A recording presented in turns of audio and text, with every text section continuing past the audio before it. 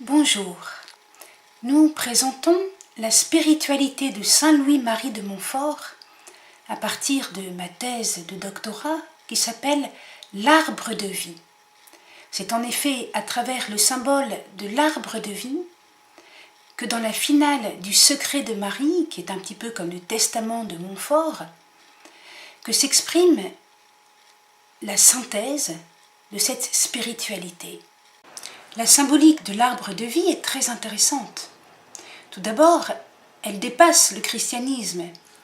L'arbre de vie est un archétype, ce qui signifie que c'est un symbole qui va parler à tous les hommes. Vous savez que Marie attire tous les hommes, même les musulmans, les hindous.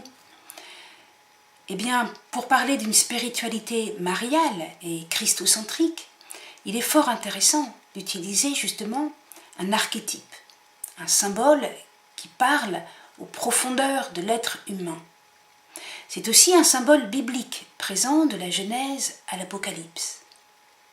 Et puis, je vais vous lire une confidence du Père Michon, Père des foyers de charité.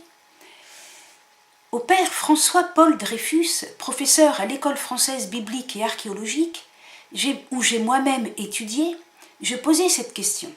Père, parmi tous les écrivains chrétiens spirituels de langue française, qui vous semble le plus proche de l'écriture et de la grande tradition hébraïque? Sans hésiter, il me répondit « Grignon de Montfort ». Quel sera l'itinéraire de notre recherche? Tout d'abord, chapitre 1, l'arbre de vie comme archétype, aussi bien dans la Bible que chez Saint Louis-Marie de Montfort. Autrement dit, qu'est-ce qui va parler à tout homme? Quelles sont les significations que tout le monde comprend et qui sont assumées par la Bible et par Saint Louis-Marie de Montfort? Et quelles sont les significations qui sont écartées? Dans le chapitre 2, nous avançons dans l'Ancien Testament, et donc dans une dynamique historique, car l'Ancien Testament c'est une histoire du salut, et l'arbre de vie devient symbole de la Torah et de la sagesse. Chapitres 3 et 4, nous sommes dans le Nouveau Testament, avec des enrichissements. Ensuite, nous prenons la finale du Secret de Marie de Saint Louis-Marie de Montfort, avec notamment 3 aspects. La dimension trinitaire,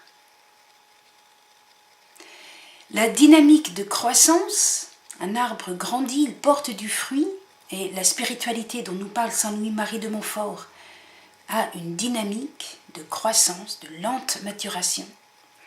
Et enfin, la dimension communautaire, on pourrait dire aussi ecclésiale. Chapitres 5, 6, 7. Enfin, le dernier chapitre, 8, nous ouvre sur le débat anthropologique et œcuménique. Autrement dit, nous allons parler de qu'est-ce que cela nous fait découvrir de la nature humaine, qu'est-ce que l'homme?